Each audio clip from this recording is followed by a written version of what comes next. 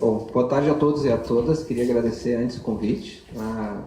Realmente uma satisfação poder, né, me sinto bem honrado em poder abrir essa iniciativa de vocês nessa nova casa, né, que está realmente muito legal. Eu entendi que tem em torno de uns 20, 25 minutos, talvez um pouco mais para falar. Vou trazer algumas ideias para a gente refletir, depois um tempinho para conversar. Antes de mais nada, deixa eu pegar aqui e vou passando.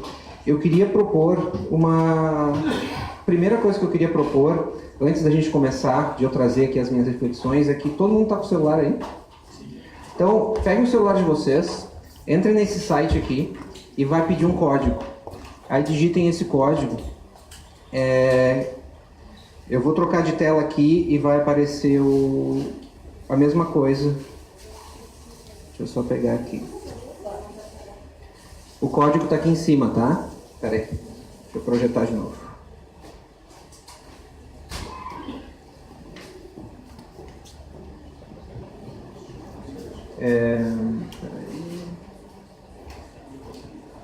Cadê a... Como é que eu projeto o site aqui? Como é que eu projeto isso aqui? Espera.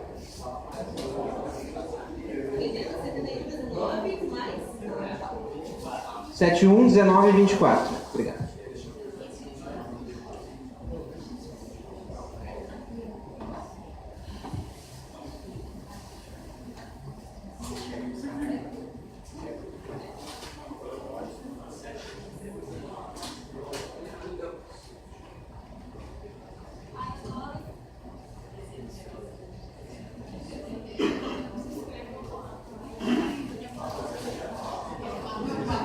Qualquer palavra, só cuidem que não tem filtro, tá? Realmente essa plataforma não tem filtro, então...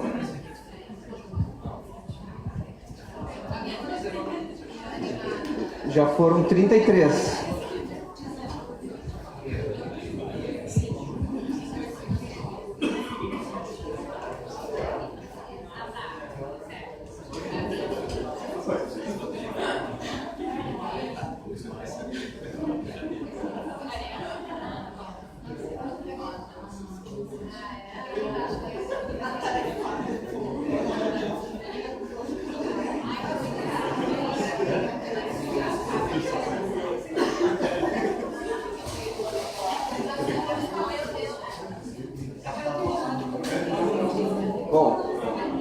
Gente, já foram mais de 50 respostas. Eu vou passar para a próxima e deve aparecer aí para vocês a próxima.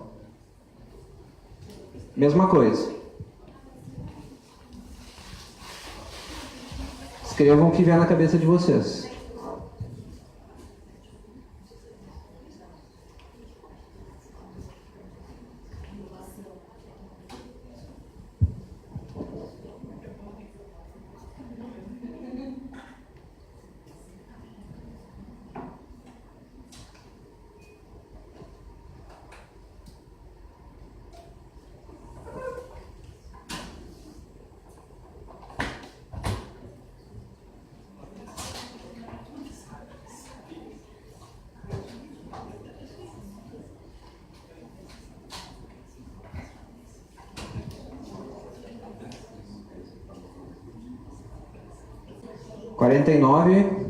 Mais alguém está respondendo?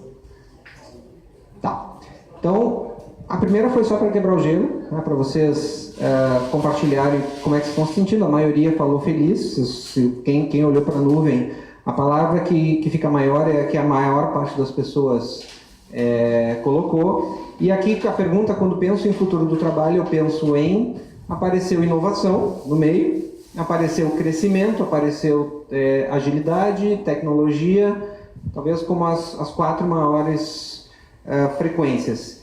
E a última é essa aqui. Essa aqui vocês têm que selecionar, deve ter uma opção aí de 0 a 100, se eu não me engano, de 0 a... Aí vocês coloquem a opinião de vocês em cada uma das 5 e enviem.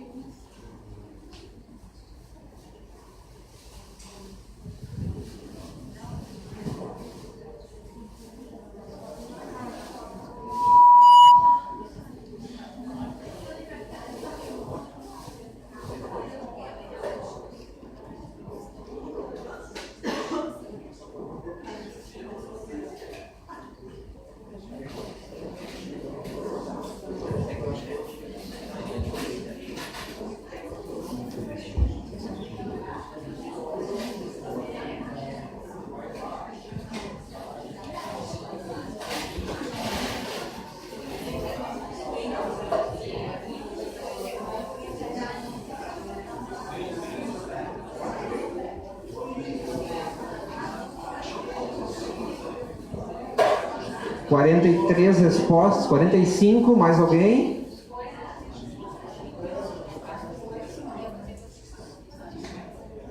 (53). Bom, olhem só, essa é uma forma de a gente poder entender como é que a gente está pensando como grupo, tanto no tema da palestra, que é o futuro do trabalho, quanto numa opinião mais específica do quais são as profissões do futuro e quais são as profissões que vão deixar de existir, o que vai existir, que mundo é esse que a gente tem na nossa volta e que está vindo aí. É muito interessante quando a gente olha para essas respostas e vê, por exemplo, que modelos, metade da turma aqui, a gente deve ter o quê? Umas 60 pessoas, 70 pessoas aqui, metade acha que modelos não vai ser automatizado, não vai ser um robô que vai fazer, e é a que recebeu menor índice. Uma coisa que talvez vocês não saibam, só para ilustrar esse ponto da modelo, no ano passado, ou no semestre passado, eu já não me lembro mais, teve um desfile Dolce & Gabbana com drones, não sei se vocês viram. Foi a primeira vez que houve um desfile sem modelos. Então foi feita a coleção, foi apresentada com drones na passarela. Então, a reflexão que a gente tem que fazer é: nada que está aí hoje vai continuar do jeito que está. As coisas vão ser modificadas. Talvez a profissão em si não desapareça, mas a forma de a gente atuar, certamente, ela vai ser diferente em todas as áreas. Talvez não tenha chegado o tempo disso acontecer na nossa área, mas vai acontecer. E aí, voltando para a apresentação... Renato, você não vai falar das outras? Posso falar. As outras são um pouquinho mais fáceis de entender. Operador de telemarketing, já era, a gente já fala com robô há muitos anos. Motorista de táxi, hoje, se a gente vai para a Califórnia, a gente vê mais carro autônomo na rua do que a gente sequer pode imaginar que existe. Isso não aconteceu aqui ainda, mas tem cidades no mundo que já existem carros autônomos operando. Programador, a função do programador, que é simplesmente codificar, um robô vai acabar fazendo. Agora, a pessoa que precisa colocar criatividade, que precisa pensar na solução que está codificando, essa talvez não. Mas o programador, na essência de codificar alguma regra de negócio, muito provavelmente máquinas vão fazer. Piloto de avião, eu voltei de viagem agora de manhã e eu fico pensando, toda vez que eu olho para essa pesquisa, eu digo, eu não estou preparado para andar num avião sem piloto.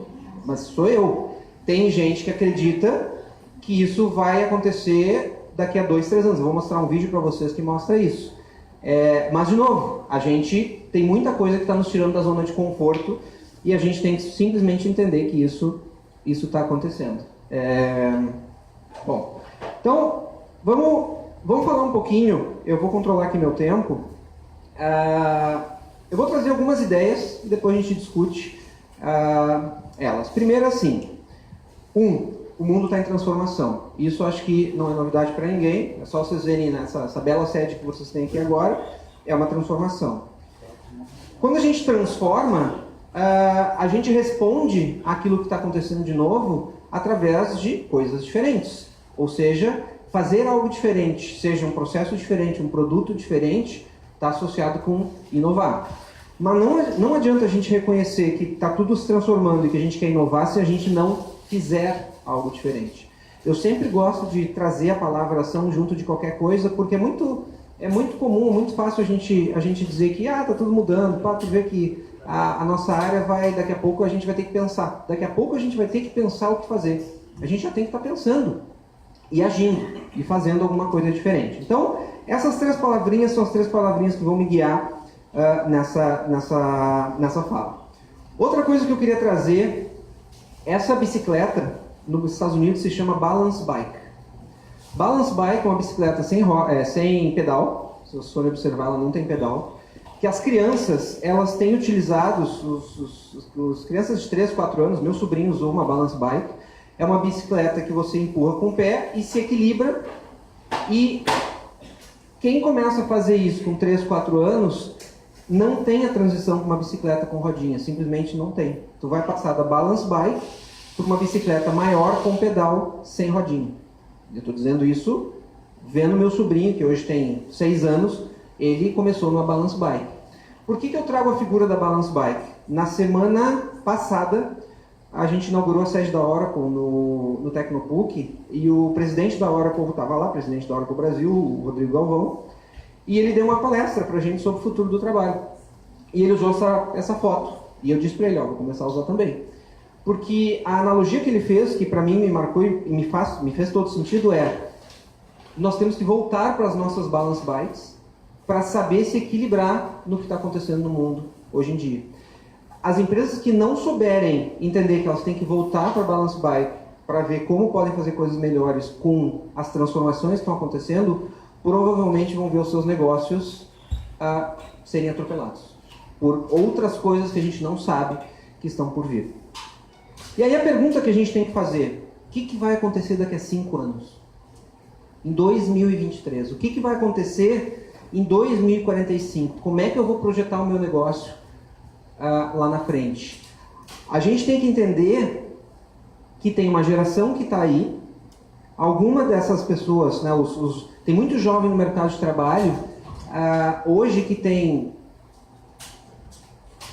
propósitos diferentes, que tem visões diferentes sobre o que é o trabalho, tem negócios diferentes, especificamente sobre a geração essa que é conhecida como a geração Z. Muitos dizem que é a geração mais empreendedora que já surgiu, talvez pelo contexto em que essa geração tenha surgido, mas o mais legal de falar sobre essa geração, e isso explica também muito do que a gente vê hoje no mundo, quando a gente pensa, puxa, Portocred mudou de sede, vamos pensar em fazer coisas diferentes, vamos se reunir, vamos pensar fora da caixa. Para essa geração que está aí, ela vai te olhar e vai dizer assim, cara, que caixa? Cadê a caixa? A caixa não é minha referência, não existe caixa por pensar fora da caixa. Ela tem algo completamente diferente, a forma de pensar, a forma de agir. Então, isso é uma quebra de paradigma. Ponto. A gente está vivendo numa transição de uma era que era muito... A gente passou da era industrial, depois foi para a era do conhecimento digital, agora a era... muitos chamam de era digital ou a era pós-digital, alguns futuristas falam de era pós-digital.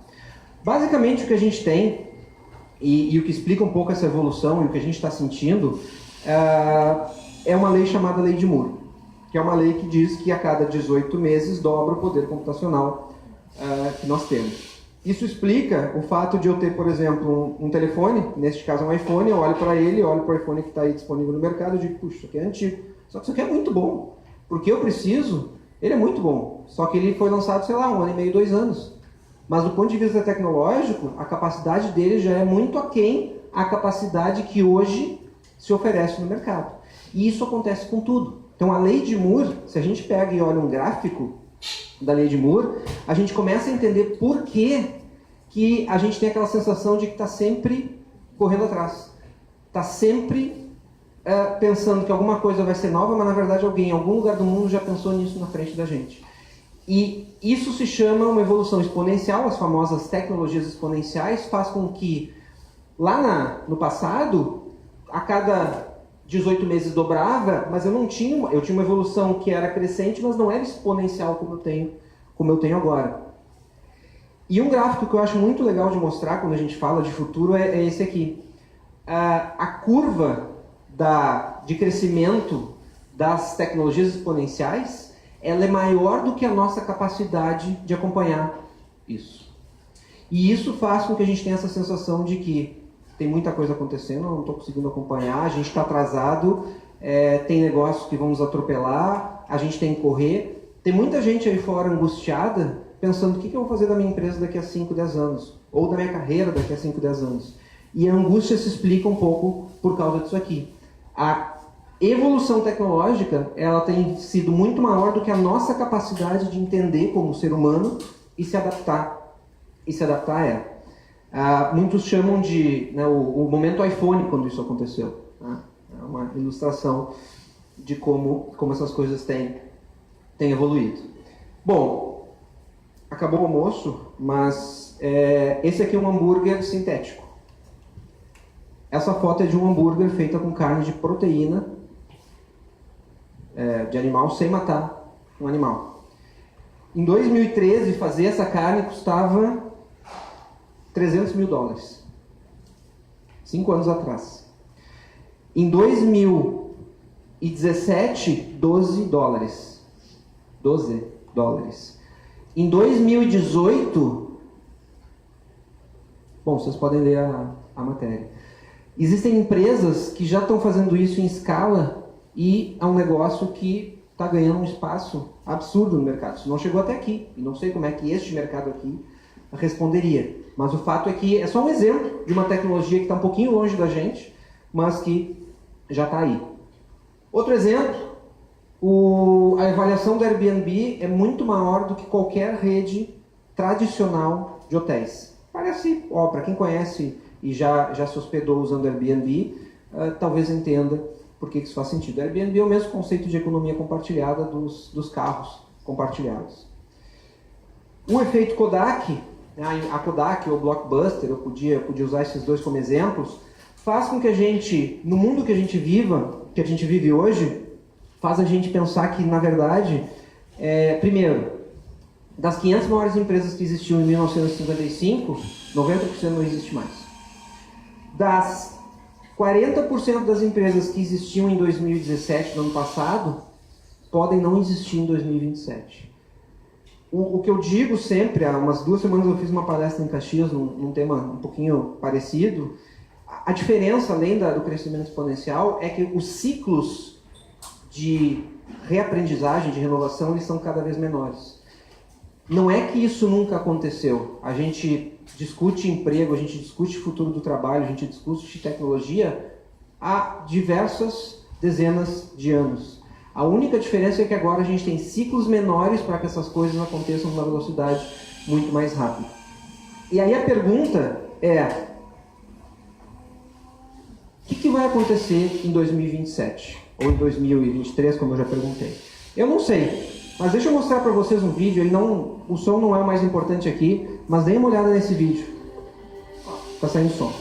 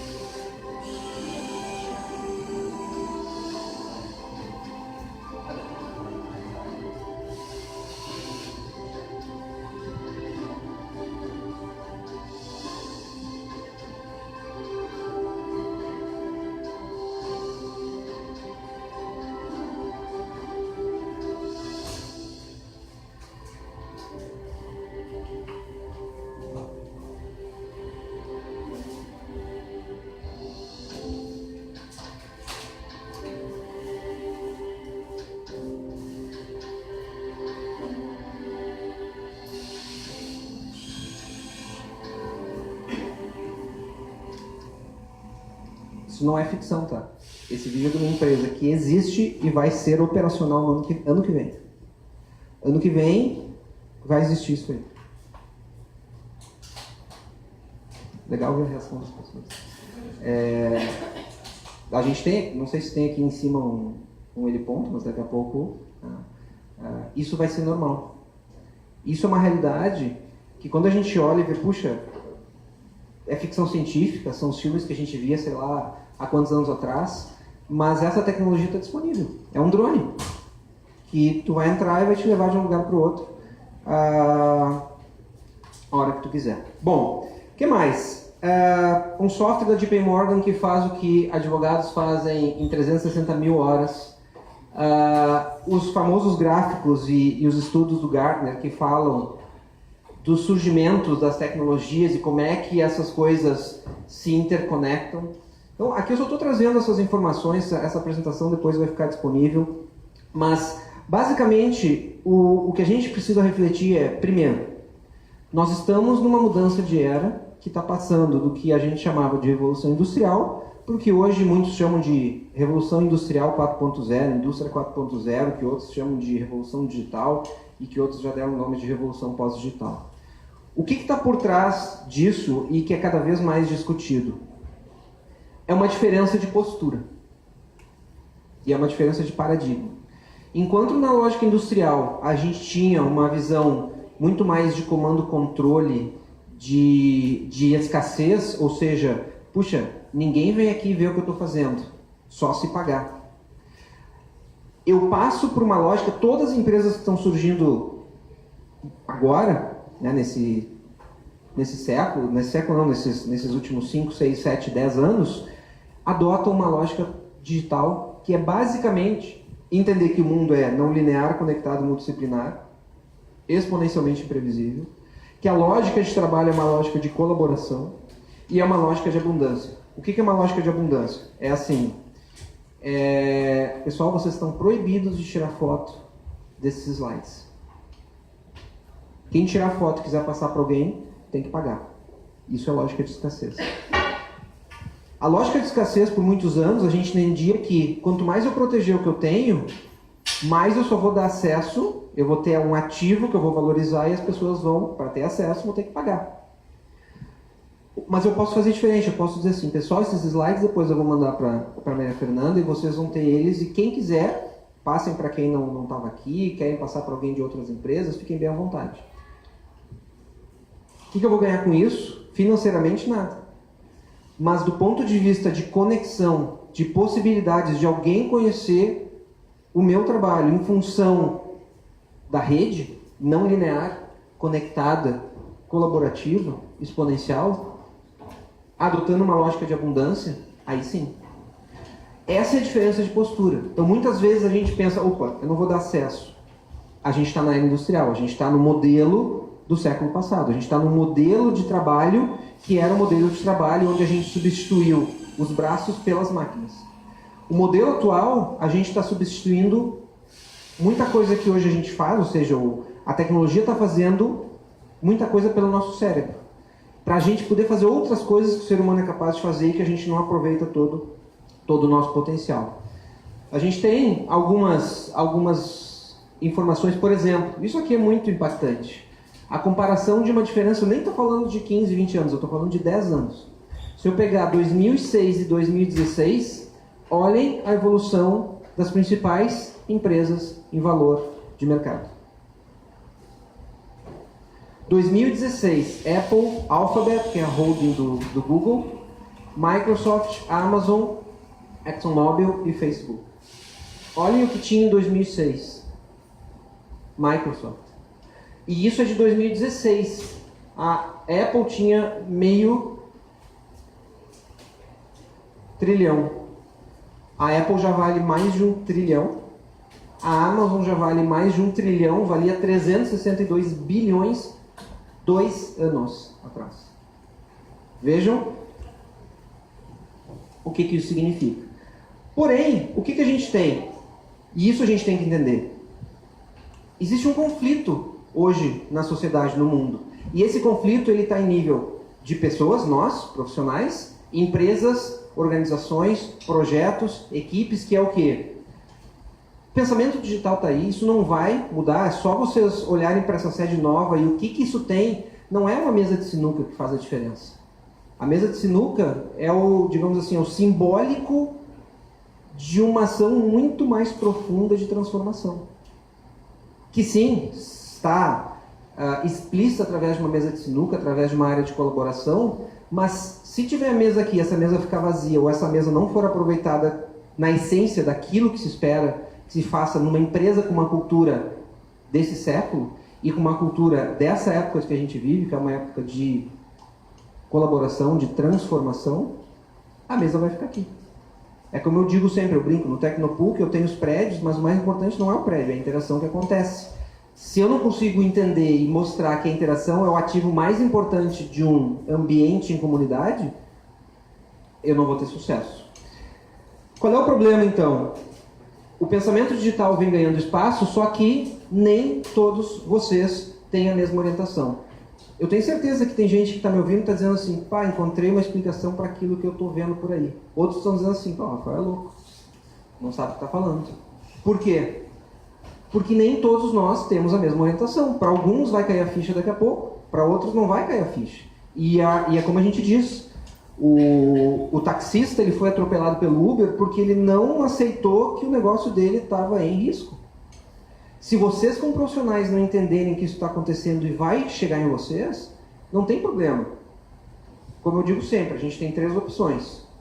Mudar por oportunidade, mudar por necessidade ou ser atropelado. Não tem outra opção. Uma empresa ou ela se adapta com o tempo ou ela vai morrer. Não existe outro caminho possível para que essas coisas aconteçam. Talvez por mais forte que isso pareça, nada mais é do que realidade. E aí eu aproveito para trazer nessa reflexão aqui com vocês hoje é que tudo que talvez vocês pensem, pá, isso aqui é o futuro, mudamos aqui de sede, vamos pensar alguma coisa, vamos pensar no futuro. Lembrem que muito do que vocês falam e pensam, puxa, isso é futuro, já é presente, na verdade. No mundo inteiro, pá, economia compartilhada, vamos implantar não sei o quê. Puxa, tem gente que já faz isso há anos. Então, sim, a gente tem que respeitar a orientação temporal de cada um, mas pensem que talvez muitas vezes quando vocês falarem em futuro, na verdade vocês querem dizer presente, porque tem coisa aí que já implementa essa visão de futuro que vocês acham que tem tempo para pensar e transformar. A discussão sobre o fim do emprego e a ascensão da tecnologia, do trabalho, as máquinas inteligentes, isso é verdade. As máquinas vão fazer muita coisa que hoje a gente faz. Só que isso, na verdade, não vai nos tornar obsoleto. Isso vai tornar obsoleto o que a gente faz, ou parte do que a gente faz. Mas o ser humano tem um potencial inexplorado absurdo. E a máquina, minha visão, só vai nos ajudar a ser melhor como profissional. Então vejam, o que a gente fala no nível da empresa, puxa, a Portocrédito tem que pensar no seu negócio daqui a 20 anos. É verdade. Mas vocês, como profissionais, têm que fazer a mesmíssima coisa. Porque ninguém vai chegar para vocês e vai dizer aqui, ó, se reinvente. O mercado vai mostrar para vocês e vai começar a dar sinais. Se a gente não entender isso, de novo, oportunidade, necessidade, ou a gente vai ser atropelado. Então, isso está aqui. As máquinas vão aumentar a nossa capacidade de produtividade como ser humano. E aí a pergunta que eu sempre faço, eu escrevi um artigo algumas semanas atrás, e o título do artigo é Eu preciso quebrar o meu negócio. Basicamente a mensagem que eu queria passar naquele artigo era o que está escrito aí. Faz sentido a gente dizer isso não vai nos afetar, isso não vai acontecer com a gente, eu sou um profissional super conhecido. As empresas de comunicação estão aí, a gente está vendo o que está acontecendo. As universidades, eu estou de uma universidade, estão aí, a gente está vendo o que está acontecendo. Para começar, podemos pegar várias indústrias. Automobilística, muito interessante, há um tempo atrás a GM contratou uma consultoria para refletir sobre o futuro do negócio.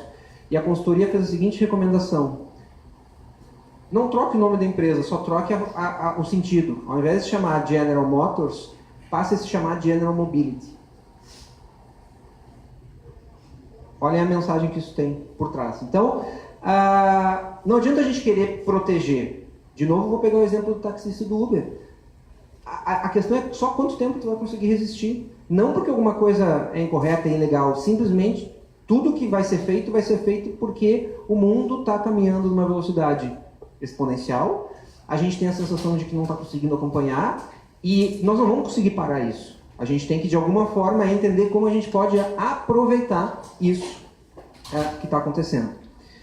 E aí, para encaminhar o final e abrir para uma conversa, algumas questões que eventualmente vocês tenham, por exemplo, empregos e o nível de habilidades, de soft skills requeridas, vejam só, criatividade, trabalho em equipe, isso, resolução de problema, escrita e pesquisa.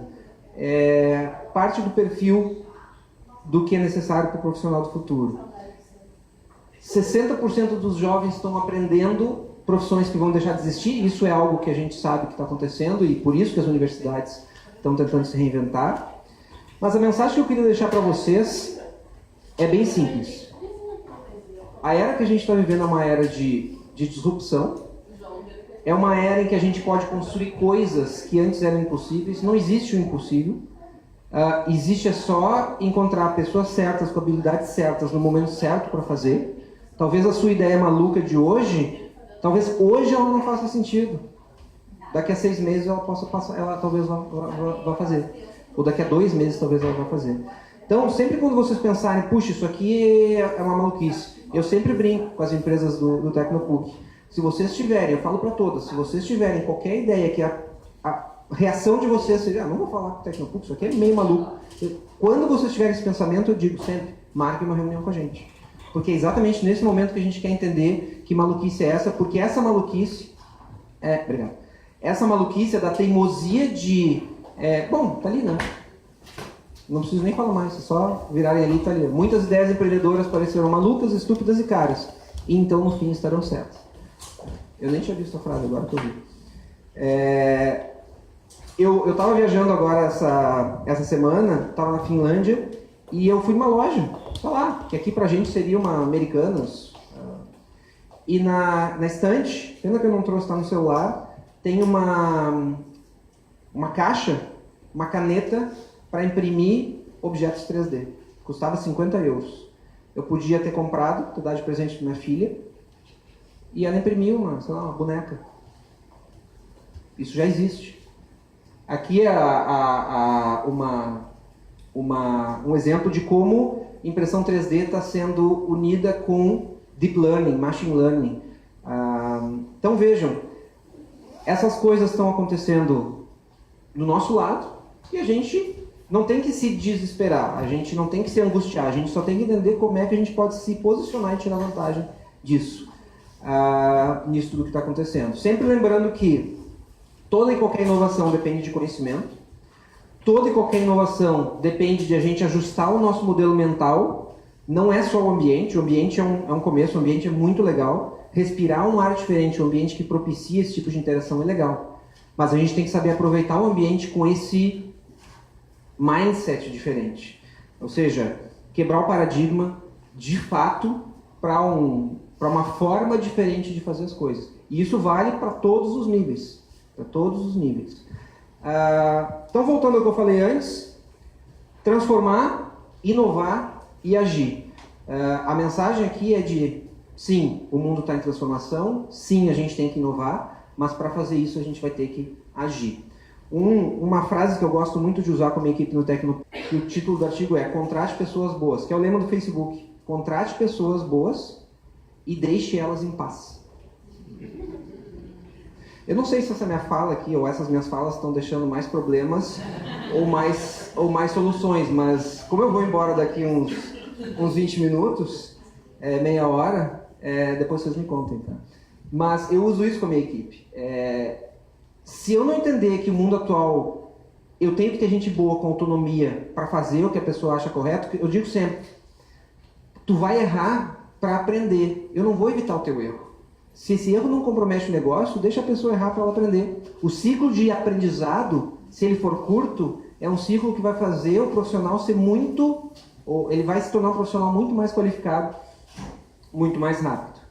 E a mensagem final é realmente como eu comecei, transformação, inovação e agir, e a Balance Bike.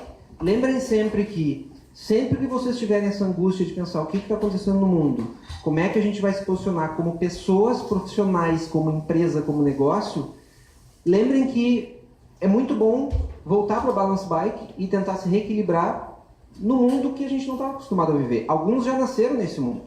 Minha filha de 2 anos e meio, ela pega a TV e tenta tocar na TV para escolher o programa que ela quer ver. Eu explicar para ela que TV não é touch e que ela não pode naquele... Não tem, eles não entendem, simplesmente não entendem. E hoje no avião, na volta, eu estava vendo um vídeo que foi filmado em Israel, de uma família israelense, com aqueles telefones antigos. Lembra aqueles telefones? Bom, alguns não devem nem saber que existem, mas eu tenho que lembrar. Eu, quando era criança, usava. Então, tinha uns telefones que eram antigos de discar. E aí era um pai com 3 filhas e perguntando para as filhas, o que é isso? E como é que eu Sim, elas olhavam, é muito interessante o vídeo, elas olhavam e elas não conseguiam falar, não conseguiam saber como é que o telefone funcionava. E aí quando o pai ensinou, elas acharam que era uma coisa totalmente fora da realidade delas, elas não nasceram neste mundo. Então, quem não nasceu nesse mundo conectado da tecnologia, onde tudo é touch, ou tudo é consumido a hora que eu quero, no momento que eu quero, eu digo sempre, TV é um dispositivo que não vai existir como TV como a gente conhece. TV vai ser uma forma de apresentar conteúdo, mas não aquele conceito de sentar, ver qual é a programação, que tá lá. Esqueçam. Isso aí, se não acabar daqui a poucos anos, vai acabar, assim... Eu não dou 3, 4 anos para não existir mais esse conceito de TV. Bom, eu já falei demais, eu queria de novo agradecer, aqui estão os meus... Eu tenho o contato aqui. Mas eu queria ver se alguém tem alguma pergunta, alguma reflexão para a gente conversar. Oi, Rafael. Eu me chamo Priscila, eu trabalho na área de riscos aqui da empresa. E eu tenho uma pergunta, na verdade, pedir a tua opinião. Eu tenho uma percepção, quando a gente fala de inovação e atingir o novo mercado e crescimento da empresa, que quando é uma empresa de serviço, a gente tem que estar muito atento às necessidades do nosso público potencial, né? A gente tem que ver, quando a gente vai desenvolver um produto, enfim, a gente tem que saber o que o público tem necessidade, o que ele gostaria de usar. E, enfim, a gente tem que analisar isso, estar mais em contato, talvez fazer algumas pesquisas. Eu queria a tua percepção sobre isso. Sobre a gente olhar mais para o nosso cliente, essa necessidade dele de mercado, comportamento do... Eu estava brincando com a Maria Fernanda, né? Tem o wall lá, o toolbox do Jorge ali na parede. Tem um conceito que eu gosto muito de trazer, que é o conceito do design. Design Thinking foi criado na Universidade de Stanford. Design Thinking ele surgiu para quê? Para que a gente começasse a desenvolver projetos alinhados com aquilo que o cliente quer. Design Thinking é uma forma de entender requisitos do cliente, não como um tomador de pedido que a gente costuma fazer. A gente senta com o cliente, ele me diz tudo o que quer, eu anoto, eu volto para a minha sala, ó, tá aqui o que o cliente pediu. Mas a gente não se preocupa em olhar para o que o cliente pediu e pensar, puxa, será que é isso que o cliente quer? Vamos ver qual é o negócio do cliente, isso aqui que ele pediu. Então, Design Thinking é uma forma de transformar aquilo que o cliente acha que quer, que ele me pediu, naquilo que efetivamente ele precisa para o negócio dele. Então, respondendo de uma forma bem objetiva, é fundamental. Se vocês estão pensando em negócios novos e não olharem para o cliente, mas não simplesmente, a percepção é que isso é importante. Não. Fazer estudos. Design Thinking é uma ótima ferramenta para isso. Tem outras, mas não tem como nos dias atuais pensar num negócio, num produto, se eu não entender o que isso vai agregar para o meu cliente. Simplesmente não tem como.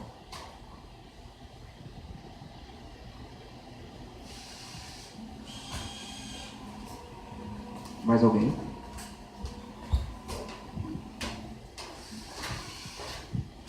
Estava pensando sobre os skills que tu estava mostrando ali, né? E daí tinha writing e tinha pesquisa, research. Só que se a gente olha para a educação no Brasil, a gente vê que um número absurdo de crianças e jovens não conseguem nem ler, nem entender o que eles estão lendo. Isso não vai aumentar a desigualdade? E aí eu queria que tu linkasse com a abundância, tu falou bastante na era da abundância, né? Mas o que a gente está vendo é aumentando, toda essa tecnologia tende a aumentar a desigualdade social ainda mais, né? Queria saber qual que é a tua opinião sobre isso. Se a gente falar de Brasil, sim. Basta ver o que está acontecendo. Nem vamos falar muito, mas se a gente pegar outros países, vou pegar só o exemplo do país onde eu estava. Finlândia é referência hoje em educação. Se a gente pensar nos projetos que estão sendo feitos na Finlândia, como eles estão transformando a sociedade, de novo, é um país pequeno e que tem uma referência em educação em todos os níveis. E uma das formas de fazer isso foi através de um conjunto de skills sem preparar os jovens para um mundo diferente. Se eu pensar Brasil, sim, a gente tem um caminho enorme pela frente, mas como a gente sempre diz, a gente, toda vez que tenta começar alguma coisa, alguém ou alguns fazem alguma coisa que criam a situação que a gente está vivendo. A gente tem que continuar insistindo. A gente tem ações aí falando do ponto de vista daquilo que eu diretamente posso enxergar ou ver. As universidades, por exemplo, fizeram uma parceria, PUC e dos Unicinos, que são as 3 maiores universidades de Porto Alegre. Existem ações que estão sendo feitas, por exemplo, a Junior Achievement. Junior Achievement está fazendo um conjunto de ações para levar empreendedorismo e era uma visão simbólica que era assim, vamos pegar a escola, a escola de pior desempenho pública de Porto Alegre. E essa é a escola em que a gente vai fazer alguma coisa. Então, sim, isso aumentaria a desigualdade se a gente fizer coisas diferentes para os mundos diferentes. Se a gente conseguir, de alguma forma, unir essas coisas que estão acontecendo. Tem movimentos da sociedade civil hoje, falando de Porto Alegre.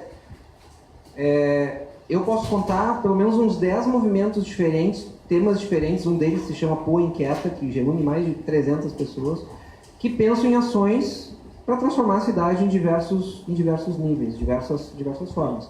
Agora, se tu me perguntar qual é a perspectiva disso mudar a curto prazo, eu vou dizer quase que nenhuma, porque é um trabalho, a gente tem que tentar resgatar o que a gente perdeu, e a gente perdeu bastante, ou seja, aumenta a diferença, mas se a gente conseguir fazer com que isso de fato impacte, e aí não é só falar das escolas privadas, se a gente pegar as 5 top escolas privadas, a gente vai ver que elas estão se transformando, que elas estão investindo, mudando estrutura, mudando ambiente, mudando forma de ensino customizado, tempo integral, idiomas, inglês, mas a gente tem que tentar fazer isso nas escolas públicas também.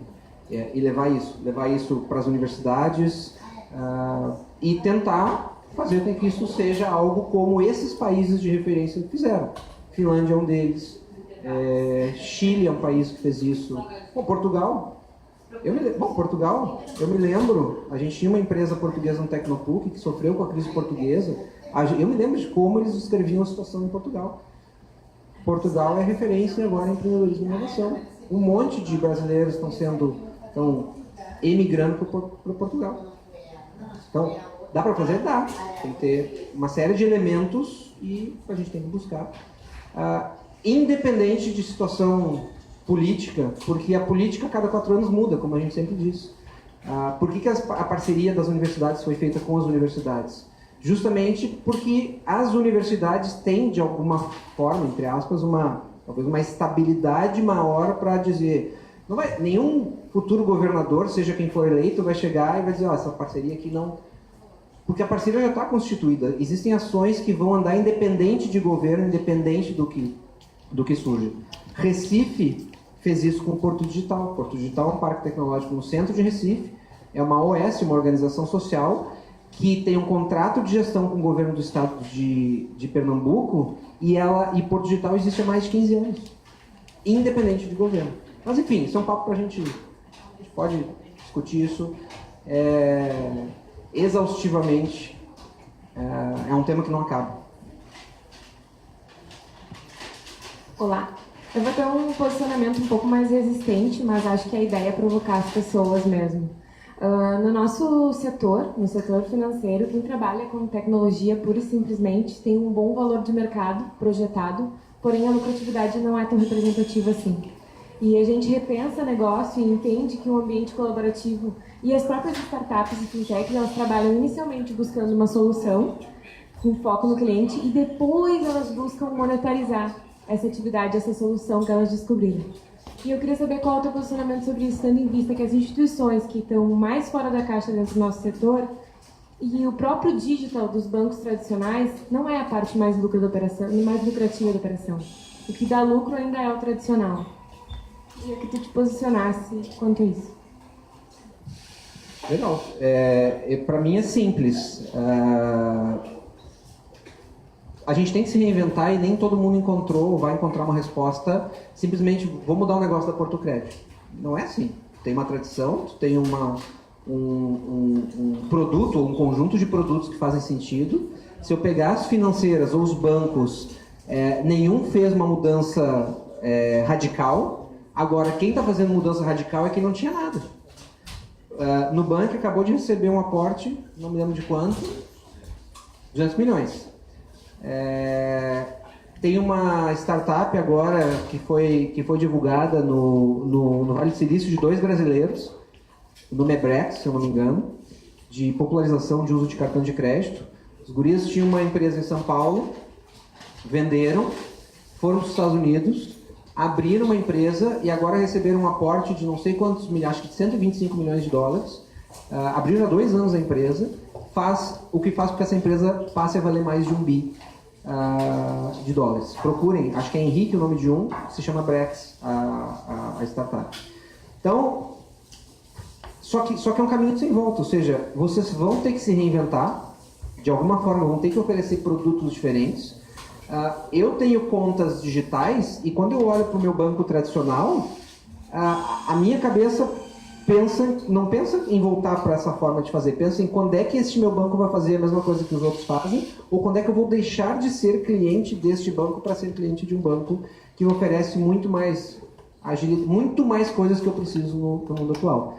Então, eu acho que as empresas tradicionais elas não podem fazer esse movimento na velocidade que as outras estão fazendo, só que, muito provavelmente, se vocês não forem rápidos o suficiente, aí não é rápido no sentido de fazer amanhã, mas é a ponto de continuar mantendo o diferencial que se tem, porque senão, não vai ser daqui a 5 anos, mas talvez daqui a 15 anos, os bancos tradicionais vão deixar de existir do jeito que eles existem hoje. Eu tenho que buscar uma transformação. E é o mesmo papo que eu digo das universidades. A universidade é ainda mais lenta, é um modelo de negócio muito mais conservador, mas se não for feito alguma coisa, e eu não estou falando de universidades de Porto Alegre, eu estou falando do mundo, as pequenas universidades, as pequenas escolas, tu vai fazer formação executiva, uma formação, Google, Facebook, Microsoft, sei lá, Amazon já anunciaram que eles contratam profissionais de destaque, e aí não é qualquer um, acho que a gente tem que entender isso dessa forma, porque quem lê reportagem dá a entender que qualquer pessoa que não tem curso superior pode ser contratado. Eles contratam pessoas num alto nível de qualificação, as pessoas são muito boas, qualificadas, e aí elas não precisam ter o currículo de formação superior. Por quê? Porque elas fizeram isso independente de qualquer formação tradicional que uma universidade, ou seja lá, ofereceu para elas. Para mim, o mesmo vai acontecer, ou já está acontecendo com as fintechs. É mais uma área que é uma questão de tempo. Para quem vai ficar no negócio se reinventar e quem não conseguir a tempo, com o tempo vai... Claro, à vontade. Eu ouvi um conceito recentemente, não sei se tu concorda, mas que existe inovação em um setor e existe a revolução, que é a disrupção, quando ela acontece, né? Então, quando eu olho para fintechs e tudo que é apresentado para a gente, eu entendo que a gente teve muita inovação no serviço que a gente já presta, mas ainda não aconteceu nada de extremamente disruptivo, porque o banco digital ainda é o nosso banco tradicional, porém no celular. Então, a gente olha, por exemplo, para o serviço de mobilidade, o 99 táxi, né, inovou o serviço de táxi, né, e o Uber revolucionou, né, o fornecimento de serviços de transporte. O que tu sugere que possa acontecer de mais disruptivo no nosso setor? Eu não sou um profundo conhecedor da área de fintech, então, aliás, se eu soubesse, eu não sei se eu contaria. Eu ia tentar fazer. Mas brincadeiras à parte, o que eu acho, só voltando ao teu conceito do inovação, a revolução, existe um conceito de inovação disruptiva. A inovação disruptiva traz essa quebra, esse rompimento. Para mim fica difícil avaliar o que de potencial disruptivo. Acho que tem muita coisa disruptiva no setor financeiro. O que eu trago, vocês têm aqui o quadro, muitas das áreas estão começando a trabalhar com metodologias ágeis. A analogia que eu faço é a do Scrum. O Scrum é um método de gestão de ciclos que não tem nenhum conceito novo. Tem só uma roupagem diferente para conceitos que existem desde quando surgiu o conceito de teoria da qualidade total, PDCA. O Scrum em si, se a gente olhar, ele não tem inovação, ele tem uma forma diferente de trabalhar conceitos antigos e, claro, se deu um nome diferente para algumas coisas para criar o efeito da novidade. Mas a gente tem que fazer a leitura dessa forma. Fintech, quando eu vou por essa linha de não tem nada novo, bom, mas essas empresas ajeitaram, arrumaram de um jeito diferente o serviço que a gente está acostumado a prestar de outro jeito. Eu vou dar um exemplo. Em janeiro eu tive que fazer um pagamento para o exterior. Falei com o meu banco. Não pode, não sei o que, imposto de renda, isso, não sei o que. Um dia conversando com 3 pessoas diferentes, não resolveram. Eu fui para uma empresa de câmbio, que tem tudo digital e que me fez tudo legalizado, os dois legalizados, que me fez de um jeito completamente diferente. E no meu banco tradicional, simplesmente eu tinha que dar explicação, e eu sou cliente, eu tinha que dar explicação para um monte de gente, ia perder o prazo para fazer esse pagamento. Eu simplesmente disse, olha, não faço. Não faço, reclamei com o gerente, com não sei o quê. Só que é varejo. Não estou dando bola para isso. Não vai fazer diferença. Hoje não faz. Eu tenho certeza que daqui a alguns anos vai fazer. Eu não estou controlando o tempo, tá? Vocês... Então, a última pergunta, então, a gente encerra, porque... É curta, Arias. Diante desse cenário, vamos imaginar que amanhã você recebe uma proposta irrecusável de uma empresa tradicional que está sentindo a necessidade da mudança e da inovação. Então você vai ser gestor de equipes que são talvez não tradicionais, mas aplicando processos tradicionais. Quais são as 3 primeiras ações que você vai eleger para tentar criar esse movimento? Boa pergunta. Eu vou dizer o que eu fiz no Tecnopuc. O que a gente fez no Tecnopuc. Tecnopuc é tem um parque tecnológico, tem 150 empresas, 6 mil pessoas trabalhando naquele campus. Ele é vinculado à PUC. A PUC, como qualquer universidade, é extremamente tradicional na sua forma de gerir. No ano passado, nós entendemos que como um ambiente de inovação, um ambiente que tinha que fazer algo de um jeito diferente, a gente montou um plano estratégico, e esse plano estratégico ele levou 8 meses para ser desenvolvido. Nesse plano estratégico a gente tinha 3 coisas que a gente queria fazer: mudar a estrutura, envolver as pessoas e setar uma meta, uma visão de futuro que nos guiasse por esse novo momento que a gente ia passar. Então, primeiro, envolver as pessoas. O plano estratégico ele levou 8 meses, não porque a gente precisava dos 8 meses para fazer o plano, mas é porque era o tempo necessário para que as pessoas entendessem o que estava acontecendo. Então era muito mais um processo de todo mundo junto entender que o mundo mudou e a gente está mudando junto. E eu não preciso nem contar para vocês, outra hora a gente pode conversar de um monte de pessoas desconfortáveis, o que vai acontecer comigo, com a minha carreira, com o meu futuro, onde é que eu vou trabalhar. E os 8 meses eram para isso, para que todo mundo pudesse colocar, externalizar os seus desconfortos, seus confortos, suas sugestões. Então a gente fez um processo de transformação com todo mundo junto. A segunda coisa é a mudança de estrutura. Se eu pego uma empresa tradicional e tento incorporar elementos do mundo atual, eu tenho que mudar a estrutura. Não significa que a estrutura vai ser suficiente. Ambiente é um aspecto. Estrutura organizacional é outro aspecto. Mas não adianta mudar ambiente e estrutura organizacional se a cultura, se o dia a dia não for diferente. Então, nós mudamos a estrutura e aquela frase que eu coloquei ali, tem na parede. Autonomia e alinhamento com... autonomia e empoderamento com alinhamento e responsabilidade. Ou seja, quando a pessoa me pergunta o que tu espera de mim, eu devolvo a pergunta o que tu gostaria de fazer. Então, eu tento criar e realmente estimular que as pessoas pensem, tragam... É o lema do Facebook. Contrate pessoas boas e deixa elas em paz. E a terceira, uma visão de futuro, que a gente definiu, em 10 anos, ajudar a construir 1000 negócios inovadores. E para vocês terem uma ideia do quão sonho é isso, quão longe é isso, em 15 anos de Tecnopuc a gente ajudou 250 empresas. A gente disse que em 10 anos a gente quer ajudar a construir 1000. Então, as 3 primeiras coisas: definir a visão, mudar a estrutura e fazer todo mundo entrar num processo conjunto de planejamento do futuro.